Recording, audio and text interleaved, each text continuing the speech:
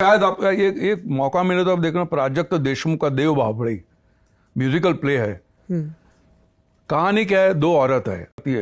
अरे मैं क्या बताऊं आपको, मैं अमेजिंग म्युझिकल। सहज एकदा स्क्रोल करता करता हा व्हिडिओ माझ्या समोर आला आणि त्यानंतर मी या नाटकाचे सगळे रील्स शॉर्ट्स बघून काढले आणि मी ठरवलं की चान्स मिळाला तर हे नाटक 100% बघायचं। आणि नेमका चान्स मिळाला, कारण या नाटकाचा कोकण दौरा चालू झाला होता। खूप महिन्यांपासूनची इच्छा होती हे नाटक बघायची आणि फायनली मी आले संगीत देवबाभळी बघायला। इच्छा पूर्ण झाल्याचा आनंद तुम्ही माझ्या चेहऱ्यावर बघू शकता।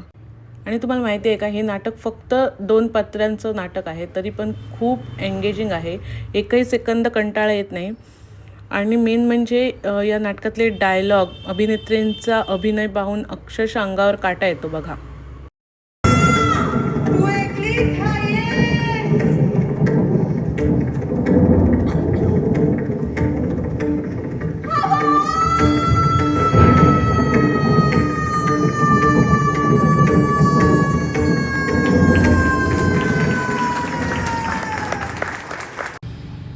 यात फक्त 2च पात्र आहेत, फक्त 2 बायका आणि त्यांची ही गोष्ट आहे।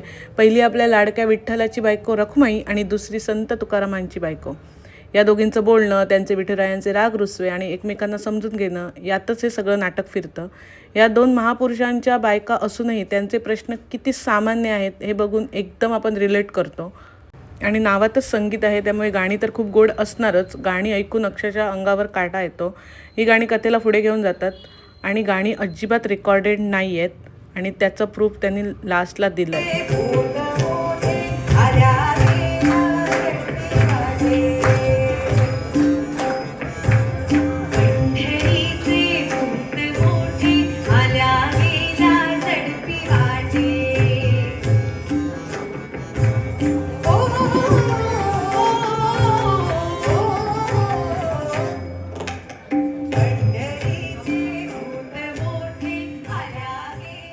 अतिशय खोल आणि सुंदर नाटक बघायचं असेल तर देवबाभळी तुमच्यासाठी आहे।